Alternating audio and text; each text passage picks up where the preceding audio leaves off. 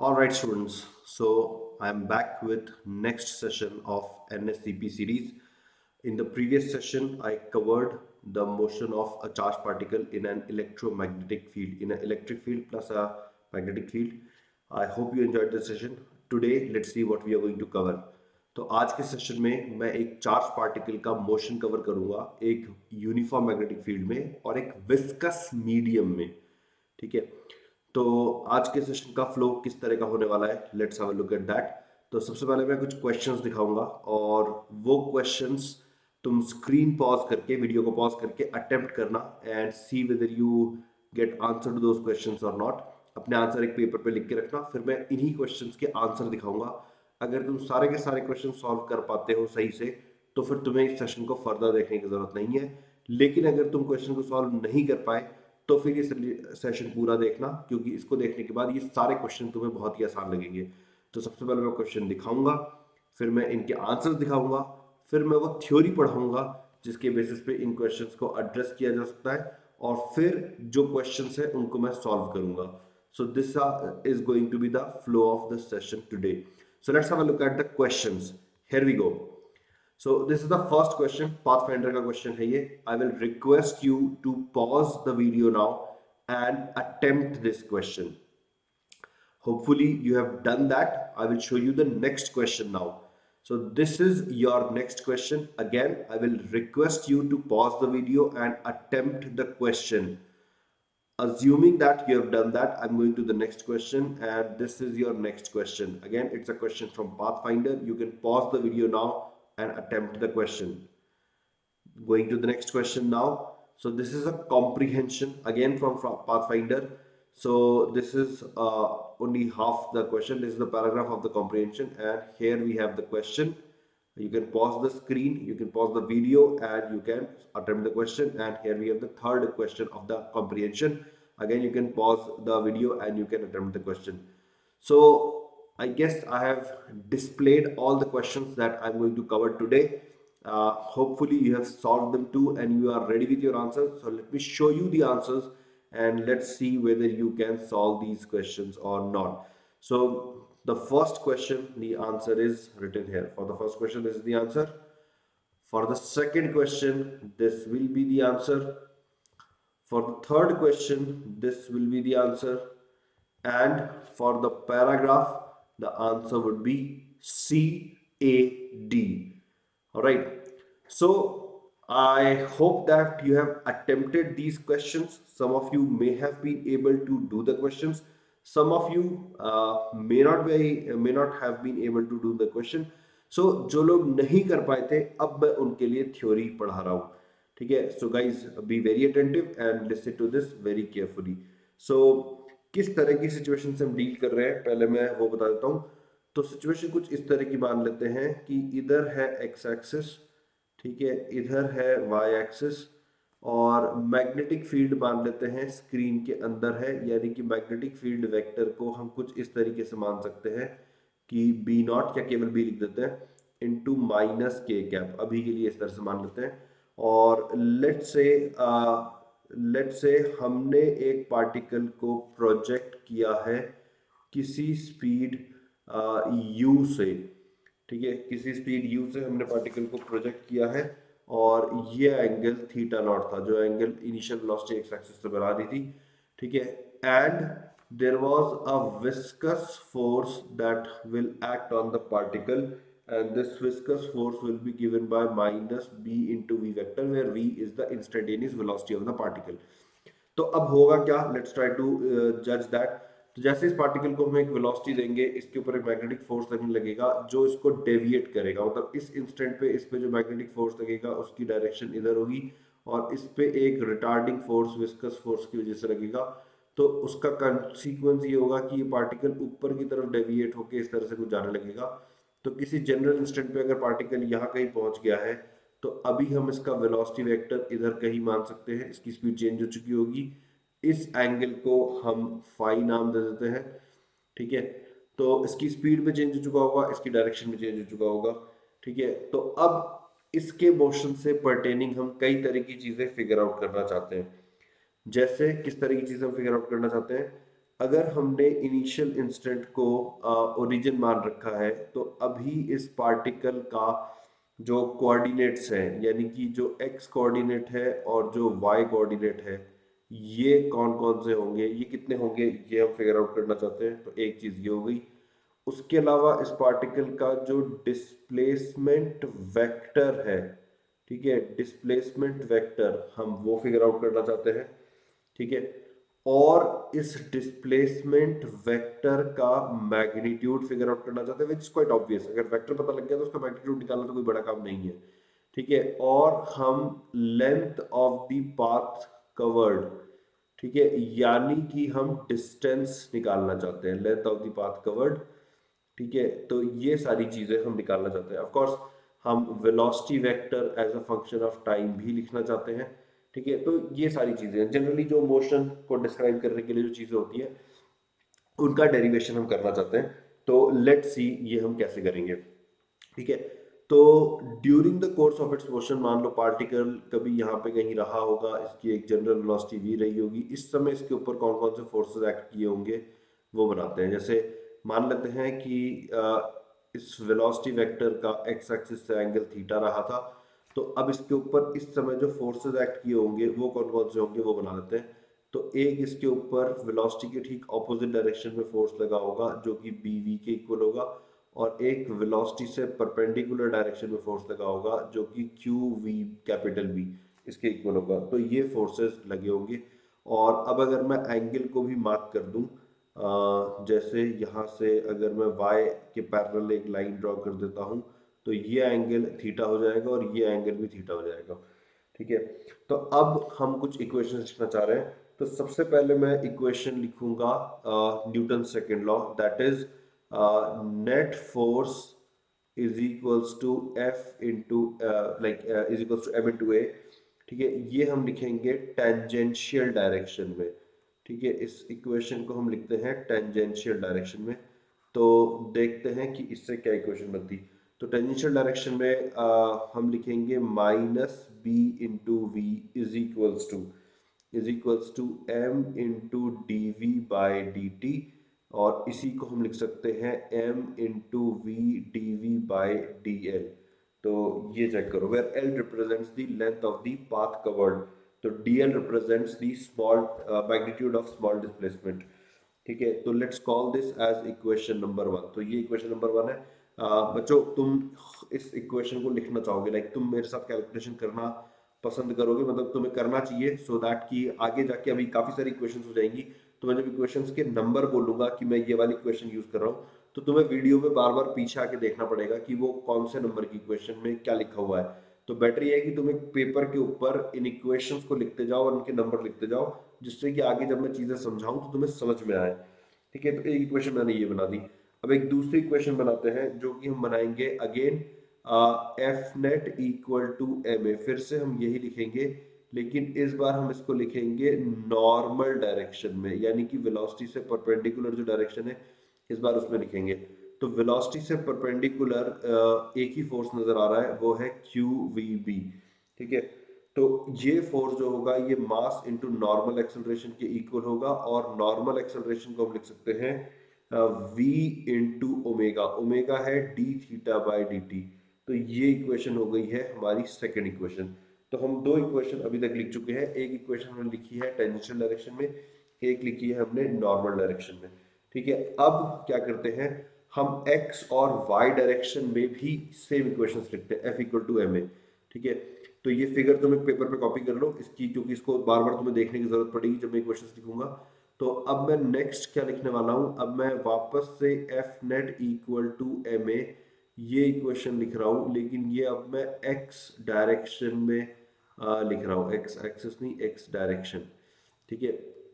तो x direction में net force जो बनेगा, ठीक है, वो बन जाएगा minus of Q we B sine theta, ठीक है, plus B V cos theta. तो ये मैंने कैसे लिखा है एक बार दिखा देता हूँ वापस जाके।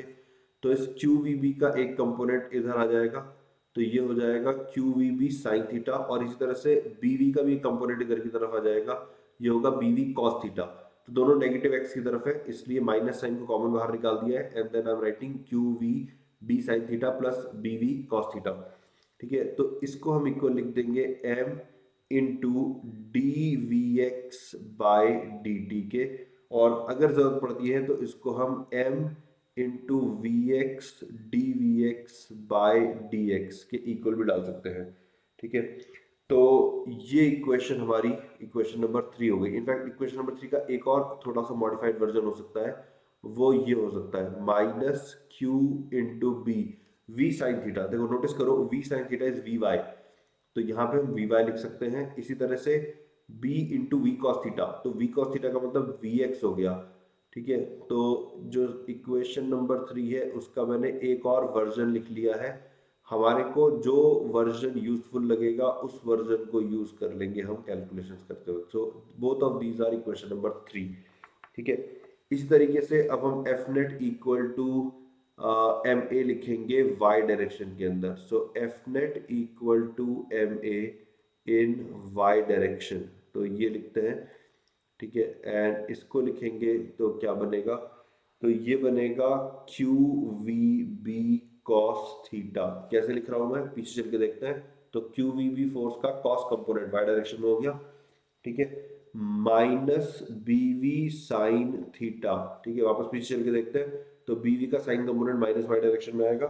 ठीक है, is equals to M into D we Y by D T, जिसको लिखा जा सकता है M into we Y into D we Y by d Y. And again यहाँ पे हम v cos थीटा को vx लिख सकते हैं, तो ये सेम इक्वेशन को q B into we x minus B into we y इस तरह भी लिखा जा सकता है, is equals to M into D we Y by D t is equals to m v Y into D we Y by d y. So both of these can be called as equation number 4। तो अभी तक हम 4 equation लिख चुके हैं, और notice करना कि ये चारों की चारों इक्वेशन फोर्स इक्वेशंस है। ठीक है, अलग अलग डायरेक्शन में, एक्स और वाई डायरेक्शन में लिखी है, फिर टेंजेंशियल और नॉर्मल डायरेक्शन में लिखी है। ठीक है, अब हमें इन इक्वेशंस को सॉल्व करना स्टार्ट करना है। ठीक है, तो ये चारों इक्वेशन थे, like this was physics, now we will go into the mathematics in which we are going to solve these equations. Okay, तो देखते हैं कि इनको सॉल्व करने के लिए किस तरह के स्टेप्स किए जा सकते हैं। ठीक है, तो सबसे पहले इक्वेशन नंबर 1 को यूज करते हैं। इक्वेशन नंबर 1 को यूज करके देखते हैं हम क्या कर सकते हैं। ठीक है, so using equation 1 let's say, ठीक है, तो इक्वेशन 1 थी minus B v is equals to M into D we by D t. ठीक है, तो इसमें तो कुछ भी कॉम्प्लिकेटेड नहीं है, इसको तो हम सीधे लिख सकते हैं minus B into d t is equals to M into D we by v. ठीक है, तो ये बन जाएगा क्या, minus B into t is equals to m l n v. ठीक है, और इधर हम लिमिट डाल देंगे टाइम की विच इज 0 टू टी, और इधर लिमिट डाल देंगे v की which is u to v। ठीक है, तो ये बन जाएगा minus b t is equals to m l n v by u. ठीक है, which can be written as e raise to power minus b t by m is equals to v by u. तो इस पूरे को solve करके हम जो conclusion निकाल पा रहे हैं वो कंक्लूजन ये है कि v को हम लिख सकते हैं u into E raise to power minus b t by m. ठीक है, तो ये देखो, ये हमारी इक्वेशन बन गई जिसमें कि speed as a function of time हमें मिल चुका है। इसको मैं इक्वेशन नंबर 5 कह रहा हूँ। 4 इक्वेशन हम ऑलरेडी लिख चुके थे, so this is our equation number 5। ठीक है, अब इसी तरह से हम इक्वेशन नंबर 2 को यूज करके मैनिपुलेशंस करेंगे। ठीक है, तो इक्वेशन नंबर 2 से हमें क्या मिलेगा चेक करते हैं। Let's use equation number 2। तो इक्वेशन नंबर 2 थी q we b is equals to M into v into d theta by D t. तो इसमें v और v कैंसिल हो जाएगा। तो अगेन ये भी बहुत सिंपल इक्वेशन है, Q b by m is equals to d theta by D t. ठीक है, तो यहाँ से हमें क्या मिल रहा है, यहाँ से हमें मिलेगा कि q b by m into t is equals to delta theta या डेल्टा फाइव, डेल्टा थीटा लिख लेते हैं। ठीक है, तो ये तो बहुत ही सिंपल हो गया, मतलब कि ये दिखा रहा है कि जो वेलोसिटी वेक्टर है वो एक constant angular velocity which is equal to q b by m उससे रोटेट करती है। ठीक है, तो डेल्टा थीटा को मैं ओमेगा टी भी लिख सकता हूँ, where omega is q B by M into t. ठीक है, तो ये हमारी नेक्स्ट इक्वेशन हो गई, ये इक्वेशन नंबर 6 हो गई। कौन सी equation? That phi minus theta not, जिससे which is basically delta phi और delta theta, this is q B t by m. So let this be equation number 6। इससे हमें क्या पता लग रहा है? इससे हमें पता लग जाएगा कि टी टाइम के बाद वेलोसिटी वेक्टर का एंगल क्या होगा एक्स एक्सिस से। अब नोटिस करो कि इक्वेशन नंबर 5 और इक्वेशन नंबर 6, इनको यूज करके हम velocity vector as a function of time लिख सकते हैं। ठीक है, हमको ये पता लग गया है कि एक जनरल टाइम के बाद ये एंगल कितना है और ये स्पीड कितनी है। तो इसका मतलब हम वेलोसिटी वेक्टर लिखने की पोजीशन में आ चुके हैं। It will be v cos phi I cap plus v sin phi j cap. दोनों लिखना आता है, v और phi दोनों लिखना हमने सीख लिए। तो अभी मैं इसको लिख नहीं रहा हूँ, बट जरूरत पड़ने पे we can write it down. ठीक है, we have acquired enough information to write it down. अब नेक्स्ट हम क्या करने वाले हैं? नेक्स्ट जो मैं कैलकुलेशन करने जा रहा हूँ वो काफी इंपॉर्टेंट है। ठीक है, वही मेजॉरिटी क्वेश्चंस में काम में आने वाली है। तो देखते हैं कि वो किस तरह की इक्वेशंस हैं, या किस तरह के सोल्यूशन है जो हम करने वाले हैं। तो अब हम यूज करेंगे इक्वेशन 3 के मैनिपुलेशन को। तो इक्वेशन 3 को अगर मैं लिखूं दोबारा से, तो ये थी minus q B into we y plus B into we x is equals to M into D we x by D t. ठीक है, तो ये इक्वेशन थी। तो इस इक्वेशन को हम लिख सकते हैं minus q B into we y को लिख सकते हैं d y by D t plus B into d x by D t is equals to m d we x by D t. तो यहाँ से देखो d t d t d t हर equation से हटाया जा सकता है, and then we can integrate. So we'll end up with minus q B into delta Y plus B into delta x is equals to M into delta we x. तो ये एक equation बन गई है। Let's call this as equation number 9। Let's call this as equation number 9। 7 8 equation कहाँ गई वो मैं जानबूझ के अभी नहीं लिख रहा हूँ एक्चुअली। मेरे जो नोट्स हैं जिनको मैं यूज़ कर रहा हूँ अभी ये यहाँ पर, उनके अंदर 7 8 एक डिफरेंट इक्वेशन है जो कि मैं यहाँ पे अभी यूज़ नहीं कर रहा हूँ। ठीक है, सो रेफरेंस बिगड़ ना जाए इसलिए I am keeping the number same as that I have in my notes. ठीक है, इस सेशन के डिस्क्रिप्शन में तुम्हें मेरे नोट्स, हैंड रिटन नोट्स का पीडीएफ वर्जन भी मिल जाएगा, so you can check it out. ठीक है, तो ये इक्वेशन नंबर 9 हो गई। इसी तरीके से हम इक्वेशन नंबर 4 से भी कुछ मैनिपुलेशन कर सकते हैं। तो इक्वेशन नंबर 4 है Q B into we x, q B into we x minus B into we y is equals to M into D we Y by D T.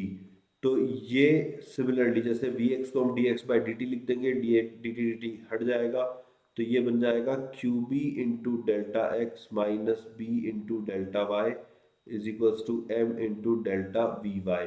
इस equation को हम इक्वेशन नंबर 10 कह देते हैं। अब notice करो कि इक्वेशन नंबर 9 और 10 में हमने डेल्टा एक्स और डेल्टा वाई को डेल्टा वी एक्स और डेल्टा वी वाई की टर्म्स में लिखा हुआ है। तो अब हमारा एम क्या है? मैं इक्वेशन नंबर 9 और equation number 10, equation number 9 and equation number 10, इन दोनों इक्वेशंस में डेल्टा एक्स और डेल्टा वाई को अननोन मानकर उनके लिए सॉल्व करने वाला हूँ। ठीक है, तो सॉल्व करने के लिए क्या स्टेप्स किए जा सकते हैं? ठीक है, तो बेसिकली जैसे लीनियर इक्वेशन को सॉल्व करते हैं बस वही करना है। तो हम इक्वेशन नंबर 9 को मल्टीप्लाई कर देंगे माइनस बी से। ठीक है, और इक्वेशन नंबर 10 को हम मल्टीप्लाई कर देंगे क्यू बी से। ठीक है, और फिर दोनों को ऐड कर देंगे। ठीक है, तो इससे होगा क्या? इक्वेशन नंबर 9 को जब हम माइनस बी से मल्टीप्लाई करेंगे, so we will get small b into q into capital b into delta y. ठीक है, plus B square into delta x is equals to minus b m into delta we x. ठीक है, ये बन जाएगा। और इसी तरह से इक्वेशन 10 को जब हम क्यूबी से मल्टीप्लाई करेंगे तो हमें मिलेगा क्यूबी का whole square into delta x minus B into q b यानी कि ये, ठीक है, into delta Y is equals to q b m delta we Y. तो अब इन दोनों इक्वेशन को जब हम ऐड करने जाएंगे तो ये वाली टर्म कैंसिल हो जाएगी, डेल्टा एक्स कॉमन आके we will get delta x into q B square plus B square is equals to q b m into delta we Y minus m b into delta we x. तो यहाँ से delta x का हमने एक expression निकाल लिया है, ठीक है, यहाँ से हम डेल्टा एक्स का एक्सप्रेशन निकाल लिया है। वो एक्सप्रेशन क्या है? तो डेल्टा एक्स आ जाएगा Q b m into we y, delta we y actually, ठीक है, minus m b delta we x divided by Q B square plus B square, ठीक है। तो ये एक एक्सप्रेशन आ गया है। इसमें एक और चीज़ कर सकते हैं, अगर हम न्यूमरेटर और डिनोमिनेटर दोनों को एम स्क्वायर से डिवाइड कर दें तो ऊपर बन जाएगा क्यू बी बाय एम, ठीक है, Q B by M into delta we Y minus B by M into delta we x divided by Q B by M का square plus B by M का square. ये थोड़ा सा याद रखने में आसान रहता है। तो डेल्टा एक्स का जो एक्सप्रेशन आ रहा है वो आ रहा है omega into delta we Y minus B by M into delta we x divided by omega square plus B by M square, ठीक है। सिमिलर कैलकुलेशन करके हम डेल्टा वाई भी निकाल सकते हैं। तो डेल्टा वाई का जो एक्सप्रेशन आएगा वो आ जाएगा minus of omega into delta we x plus B by M into delta we y, this entire thing divided by omega square plus B by M square. मतलब कि डेल्टा एक्स और delta y में denominator same रह रहा है, delta x और delta y का जो एक्सप्रेशन है इसमें डिनोमिनेटर सेम रह रहा है, ठीक है। So let's call this equation as equation number 12, ठीक है। ये इक्वेशन 10 थी, let's call this as equation number 11 and this as equation number 12। तो अब हम कहाँ तक पता लगा चुके हैं, क्या क्या पता लगा चुके हैं? हम डेल्टा एक्स और डेल्टा वाई को हम पता लगा चुके हैं। डेल्टा वी एक्स और डेल्टा वी वाई, क्या डेल्टा वी एक्स और डेल्टा वी वाई लिख सकते हैं? बिल्कुल लिख सकते हैं, क्योंकि हम फाइनल वेलोसिटी वेक्टर भी लिखने की पोजीशन में थे, वो भी हम पता लगा चुके थे, ठीक है। तो इसका मतलब अब हम डिस्प्लेसमेंट वेक्टर लिख सकते हैं delta x I cap plus delta y J cap. We are in a position to write it down, ठीक है। अभी सब्सटीट्यूट किया जा सकता है, मैं कर नहीं रहा हूँ, बहुत लंबा एक्सप्रेशन हो जाएगा, ठीक है। तो not doing that, but if we do that तो उससे जो इक्वेशन आएगी let's call that as equation number 13, ठीक है। अब एक इंटरेस्टिंग चीज हम फिगर आउट करते हैं। अगर हम डेल्टा एस का मैग्नीट्यूड कैलकुलेट करें, अगर हम डेल्टा एस का मैग्नीट्यूड कैलकुलेट करें, ठीक है, I recommend that you yourself try this out, ठीक है। करने से ये किस एक्सप्रेशन के इक्वल आएगा? ये इक्वल आता है डेल्टा वी एक्स का square plus delta we y का square divided by omega square plus B by M square, ठीक है। तो वेरी इंटरेस्टिंग रिजल्ट, इसको याद रखना, this is the magnitude of displacement, ठीक है। ये मैग्नीट्यूड ऑफ डिस्प्लेसमेंट आ गया। तो अब हम बात करते हैं डिस्टेंस की, ठीक है। सो डिस्टेंस कैलकुलेशन के लिए we will again go back to equation number 1, okay, for distance calculation, okay, go to equation number 1। तो इक्वेशन नंबर 1 थी minus B v is equals to M into D we by D t लिख के हम पहले एक बार solve कर चुके हैं। अब v D we by D l लिख के सॉल्व कर लेते हैं, ठीक है। तो यहाँ से देखो v तो कैंसिल हो जाएगा, और v कैंसिल होने के बाद जब हम इंटीग्रेट करेंगे तो we'll get delta l is equals to m by B into u minus v, ठीक है। Let's call this as equation number 15। So this is how we can write the distance covered by the particle. Distance covered इस तरह से लिख सकते हैं। तो अब मैं जितने भी रिजल्ट्स मैंने अभी तक निकाले हैं इनको मैं एक बार समराइज कर देता हूँ। तुम्हें ये समरी याद कर लेनी चाहिए, ठीक है, इससे तुम इस कैटेगरी के सारी प्रॉब्लम्स को एड्रेस कर पाओगे। ठीक है, तो सबसे पहले मैंने जैसे speed as a function of time निकाला, speed as function of time हमने निकाला था। ठीक है, तो ये कितना आया था, speed as function of time आया था v is equals to u into e raised to power minus b by m into t, ये आ गया था। And this was your equation number 5। ठीक है, तो सबसे पहले हमने ये निकाला था।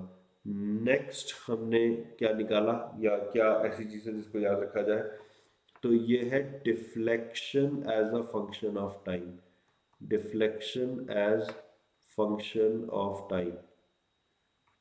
ठीक है, तो नेक्स्ट ये है जो हमें याद रखना चाहिए। तो इसको हम इस तरह से लिख सकते हैं कि डेल्टा फाई या delta theta whatever you want to write, that is omega into d. ये तो सबसे ही सिंपल इक्वेशन है। ठीक है, दिस वाज इक्वेशन नंबर 6। ठीक है, सो दिस, देन नेक्स्ट हमने निकाला था velocity vector as a function of time. तो इसको हमने एक्चुअली एक्सप्लिसिटली नहीं निकाला था, बट वी नो कि हम वन और टू को यूज करके इसको लिख सकते हैं, velocity as function of time, it's easily doable. ठीक है, तो ये हमने किया नहीं था, velocity as function of time. So we can use equation number 5 and equation number 6 to write it down.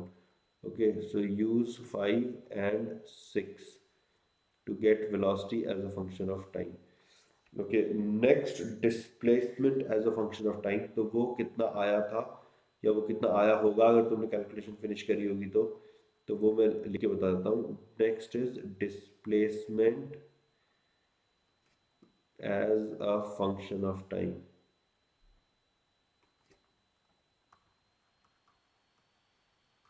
तो ये कितना रहा होगा, तो इसको हम लिखेंगे डिस्प्लेसमेंट इज इक्वल्स टू, तो omega into delta we Y minus B by M into delta we X I cap minus omega into delta we x plus B by M into delta we Y J cap, and this entire thing is divided by omega square plus b by m omega square। ठीक है, this is equation number 13। ठीक है, तो ये हमने लिखा। और फिर दो चीज़ें और हैं, डिस्टेंस डिस्प्लेसमेंट का मैग्नीट्यूड और डिस्टेंस कवर्ड का एक्सप्रेशन। ठीक है, तो नेक्स्ट हमने लिखा था मैग्नीट्यूड ऑफ डिस्प्लेसमेंट, और ये बड़ा सिंपल एक्सप्रेशन था, डेल्टा वी एक्स का square plus delta we y का square root of omega square plus B by M का square and then everything in the root. तो ये बड़ा सिंपल एक्सप्रेशन है। ठीक है, एंड फाइनली हमने लिखा था distance covered, which was again very simple, it was m by B into u by minus v. So these are the expressions that you are expected to remember, इनके basis पर questions तुम easily solve कर पाओगे। ठीक है, so I hope you are ready for some questions now. So जो मैंने question display किए थे, now I am going to solve those questions. Let's have a look at those questions. Okay, so this was the first question. ये question था that in a region of space, in a region of space uniform magnetic field भी exist particle. तो guys हमने जो situation अभी solve की है exactly वो सिचुएशन है, बस इसमें जो प्रोजेक्शन किया है वो इस तरीके से किया है, यू आई। ठीक है, तो जो भी डेरिवेशंस लेके हमने जो भी सिचुएशन लेके डेरिवेशन किया है एग्जैक्टली वही सिचुएशन की है। अब क्वेश्चन कह रहा है कि find its displacement when it practically stops. So what we understand is कि ये यहाँ से चल के ऐसे कुछ में भी घूमते हुए और कहीं पे आके रुक जाएगा, कुछ ऐसी सिचुएशन होगी। ठीक है, तो इसके बारे में मैं कह सकता हूँ कि इसकी इनिशियल वेलोसिटी एक्स डायरेक्शन में u थी, इनिशियल वेलोसिटी y डायरेक्शन में 0 थी, फाइनल वेलोसिटी इसकी एक्स डायरेक्शन में भी 0 हो जाएगी और y डायरेक्शन में भी 0 हो जाएगी क्योंकि पार्टिकल रुक गया है। तो इसका ये भी मतलब हुआ कि एक्स डायरेक्शन में जो चेंज इन वेलोसिटी है वो 0 माइनस यू यानी कि माइनस यू है, और y डायरेक्शन में जो चेंज इन वेलोसिटी है वो 0 माइनस 0 यानी कि 0 है। ठीक है। क्वेश्चन हमसे क्या पूछ रहा है, displacement when it practically stops, यानी कि क्वेश्चन हमको ये डिस्टेंस निकालने को बोल रहा है। इनफैक्ट क्वेश्चन में डिस्प्लेसमेंट का है तो हमें वेक्टर पे कॉन्सेंट्रेट करना चाहिए। ठीक है, तो हम वेक्टर निकालने पे कॉन्सेंट्रेट करते हैं। तो अगर हम वेक्टर निकालने चाहेंगे, ठीक है, so this vector will be written as, इसके लिए हमने अभी जो इक्वेशन थी यहाँ पे, इक्वेशन 13, इसको यूज कर लेंगे हम। ठीक है, तो ये मैं करता हूँ, इक्वेशन 13 को हम यूज करेंगे।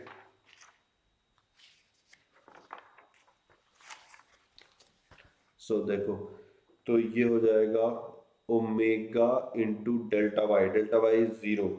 ठीक है, तो zero minus B by M into minus delta we x is minus you.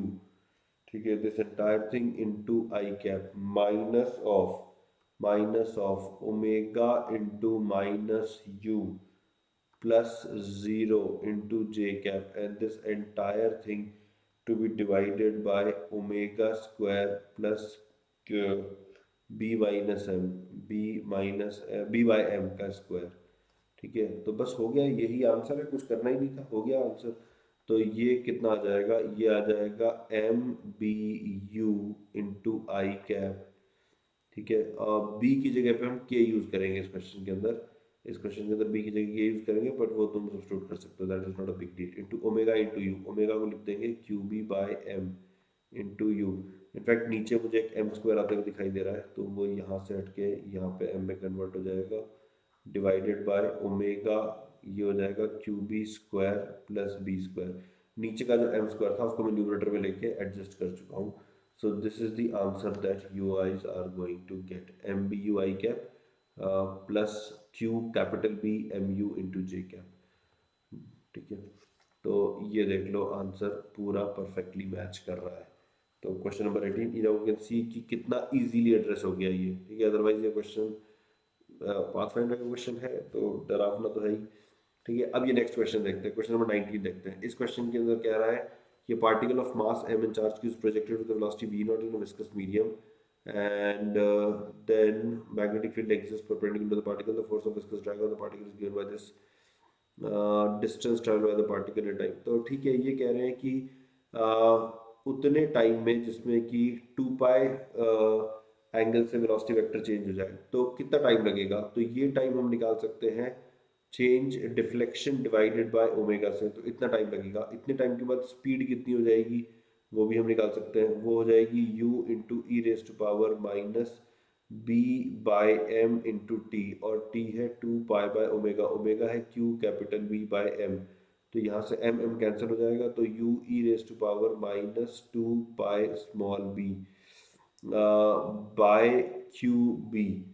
So this becomes the velocity.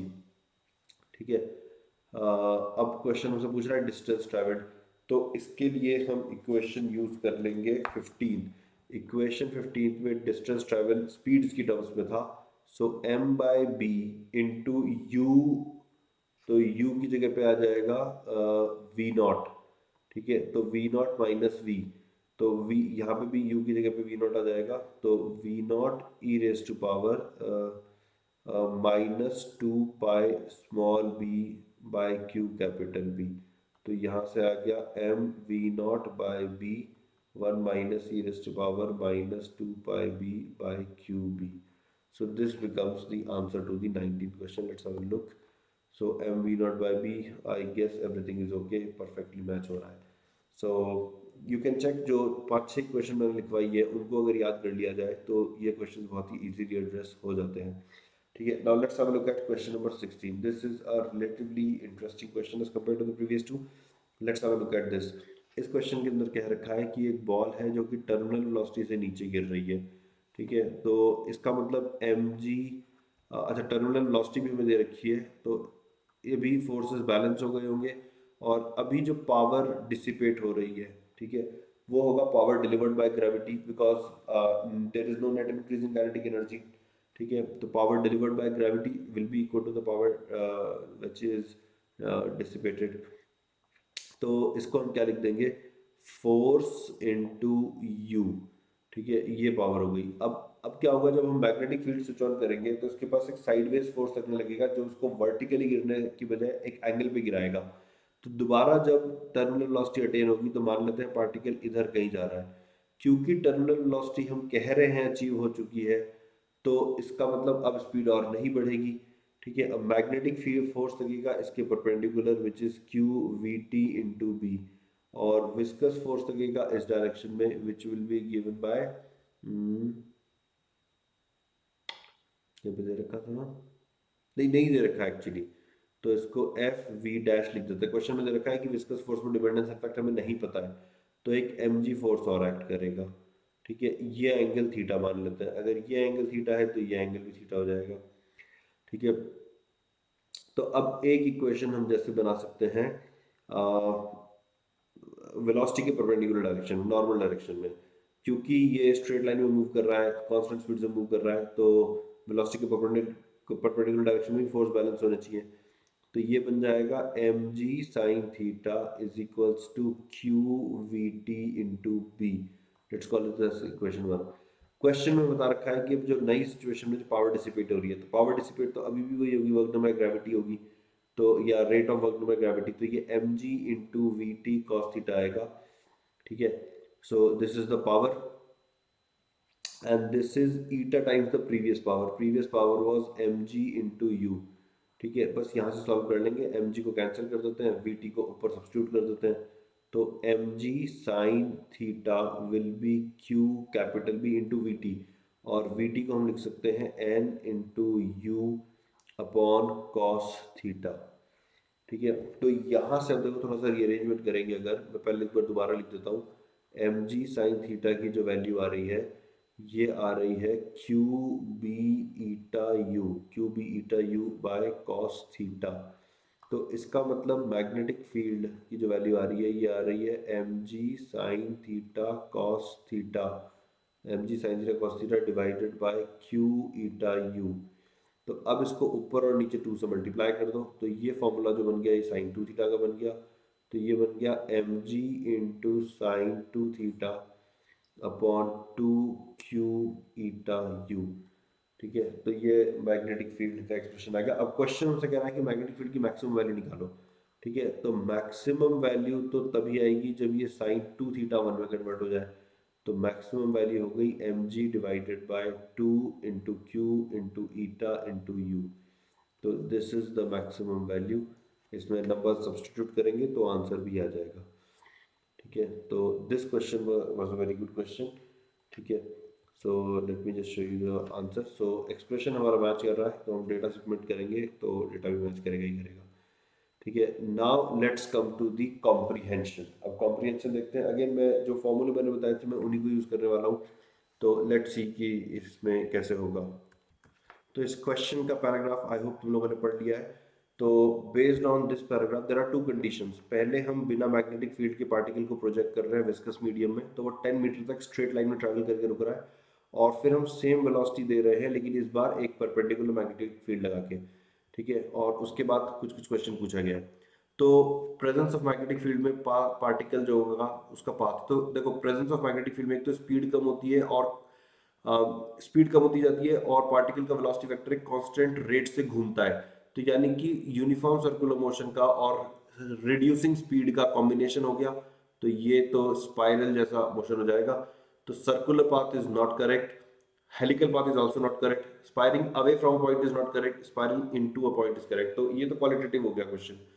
अब नेक्स्ट दे रहा है कि in the presence of magnetic field is a particle practically stop 6 metre away from the point of projection, then the magnetic field is equal to. तो यहाँ पे हम ये मान लेते हैं कि हमने पार्टिकल को जैसे एक्स एक्सिस के अलॉन्ग पहले प्रोजेक्ट किया था विदाउट मैग्नेटिक फील्ड, तो ये 10 मीटर की डिस्टेंस पे जाके रुक गया था। तो अगर मैं ये सिचुएशन मानता हूँ तो देखो मैं वैल्यूज क्या क्या सब्स्टिट्यूट करने वाला हूँ। ठीक है, तो जो डिस्प्लेसमेंट वाला फॉर्मूला है, डिस्प्लेसमेंट वाले फॉर्मूले के अंदर ही वैल्यू डालते हैं। डिस्प्लेसमेंट वाला फॉर्मूला है delta we X square plus delta we Y square divided by omega square plus B by M का स्क्वायर। तो अभी के अकॉर्डिंग डेल्टा वी वाई 0 है, और डेल्टा वी एक्स जो है वो यू के बराबर है, उसका स्क्वायर जो होगा वो यू ही हो जाएगा। तो 10 metre is equals to U divided by, और ओमेगा तो Q B by M, capital B तो अभी जीरो है तो ओमेगा भी जीरो हो जाएगा। तो ये बस बी बाय एम ही आएगा, तो ये एम यू बाय बी। तो इसको इक्वेशन नंबर 1 दे देते हैं, तो 10 की वैल्यू इसके बराबर हो गई। ठीक है, अब सेकंड केस में जब क्वेश्चन कह रहा है कि हमने मैग्नेटिक फील्ड चालू करके प्रोजेक्ट किया तो ये 6 मीटर दूर जाके रुका था। ठीक है, तो उस केस में हम लिखेंगे कि 6 is equals to root of, again delta we x तो फिर से यू स्क्वायर हो जाएगा, बिकॉज इनिशियल वेलोसिटी यू होगी और फाइनल जीरो हो जाएगी। वी वाई अगेन जीरो हो जाएगा, बिकॉज इनिशियल भी वी वाई जीरो और फाइनल भी जीरो हो जाएगा। इस बार लेकिन ओमेगा एग्जिस्ट करेगा। ठीक है, तो इस बार हम लिखेंगे Q B by M square plus B by M का स्क्वायर। अब बी बाय एम की वैल्यू यहाँ से पिक कर लेते हैं। ठीक है, तो b बाय एम की वैल्यू अगर यहाँ से पिक करें तो ये u बाय 10 हो जाएगी। ठीक है, तो इसको u बाय 10 का स्क्वायर कर देते हैं। u क्वेश्चन के अंदर हमें गिवन है क्या? नहीं, u हमें क्वेश्चन के अंदर गिवन नहीं है। तो अब इसको सॉल्व करना हमारा एम है। और यहाँ पे एक्चुअली बेटर ये होगा कि हम ये वाला सब्सटीट्यूशन ना करें, बल्कि इसको मैं वापस b बाय एम कर देता हूँ। एंड ये होगा u अपॉन एक m ऊपर चला जाएगा, और यहाँ बचेगा क्यू बी का स्क्वायर प्लस बी का स्क्वायर का रूट। तो ये एम यू प्रोडक्ट को हम 10b लिख देते हैं। तो ये हो जाएगा 10b divided by root of Q B का होल स्क्वायर प्लस बी का। क्यों किया मैंने ऐसा? ऑप्शंस देख के, ऑप्शंस में मुझे दिख रहा है कि जो मैग्नेटिक फील्ड हम निकालना चाहते हैं वो बी और क्यू की टर्म्स में आ रहा है। ठीक है, तो हम एम और इनिशियल वेलोसिटी को एलिमिनेट कर देना प्रेफर करेंगे। तो बस अब इसको रीअरेंज कर दो, इसको सॉल्व कर दो, इसको सॉल्व करने से ऑप्शन ए आ जाएगा। ठीक है, बस ये इसके आगे सॉल्व करना ही बाकी रह गया है, करेंगे तो ऑप्शन ए आ जाएगा। नेक्स्ट आते हैं हम लास्ट क्वेश्चन पर। तो ये है कि अगर मैग्नेटिक इंडक्शन को डबल कर दिया है, ठीक है, तो फिर अब पार्टिकल कितना दूर जाके रुकेगा। तो अब मान लेते हैं वो एल डिस्टेंस पे जाके रुक रहा है, तो अब इक्वेशन क्या बनेगी? तो अब हम लिखेंगे वापस से जैसे ये वाला जो एक्सप्रेशन है इसी में बस b की जगह पे हम 2b ले आते हैं, उसका स्क्वायर करेंगे। ठीक है, तो ये एक्सप्रेशन कितना बन जाएगा? ये बन जाएगा 10b divided by root of 4q square B square. ये भी पुराना वाला b है। ठीक है, ये मैंने क्यों करा ऐसा, यहाँ पे b की जगह पे 2b रख के स्क्वायर कर दिया। ठीक है, तो प्लस स्मॉल b स्क्वायर।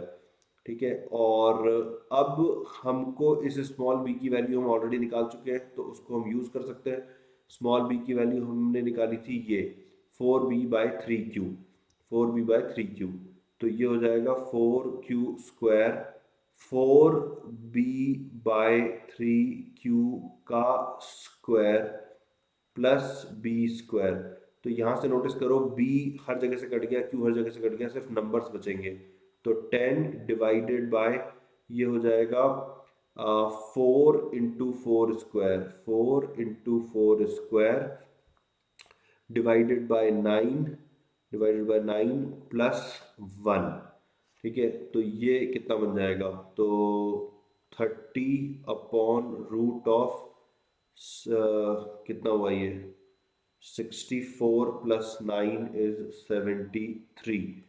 ठीक है, तो डी ऑप्शन जो है वो आ गया है। तो d option is the answer, जैसा कि मैंने पहले भी बताया था, c a d are the answers. So guys, I hope तुमको ये सारे क्वेश्चंस करने में और इनका सोल्यूशन देखने में मज़ा आया होगा। एंड पूरी थ्योरी तुमको क्लियर हुई होगी। जो मैंने समरी वाली स्लाइड पर जितनी भी क्वेश्चंस लिखी हुई थी उनको अगर तुम याद कर लेते हो तो इस तरह के क्वेश्चंस को बड़ा इजीली एड्रेस कर सकते हो। और इस तरह के कई क्वेश्चन पाथफाइंडर के अंदर थे, और भी जगहों पर तुम अगर देखोगे तो काफ़ी इस तरह के क्वेश्चन मिल जाएंगे। तो अब हमने चार्ज पार्टिकल के मोशन से लेकर जितनी भी वैरायटी होती है प्रॉब्लम्स की वो हमने कवर कर ली है। जितनी भी डिफिकल्ट वैरायटी होती है, इसके अलावा जो होते हैं वो इजी केसेस होते हैं, वो तुम अपने आप भी कर सकते हो। सो नेक्स्ट सेशन में मैं कुछ फिर एक नया टॉपिक लेकर आऊंगा। Hopefully you will enjoy that also. इक्लवे के बारे में अभी तक नहीं पता किया है तो पता कर लेना, गूगल सर्च करके देखो, कोरा पे सर्च करके देखो। You may find it to be very beneficial for you. और ये एक यूट्यूब चैनल है जहाँ पे हम प्रीवियस ईयर जेई एडवांस्ड के सॉल्यूशंस पोस्ट करते हैं, केवीपीवाई के सॉल्यूशन पोस्ट करते हैं, तो ये भी चेकआउट कर सकते हो। और ये एक डॉक्यूमेंट का लिंक है जिसपे एकलव्य टीम जितने भी बैचेस लॉन्च करती है उनकी इंफॉर्मेशन यहाँ पे पोस्टेड होती है, तो इसको भी चेकआउट कर सकते हो। Alright guys, with that I will say bye bye for now. I hope you enjoyed this session guys, और अगर सेशन अच्छा लगा हो तो प्लीज़ कमेंट करके मुझे ज़रूर बताना, because it motivates us to do better. और लाइक तो कर ही देना guys. Bye bye, take care.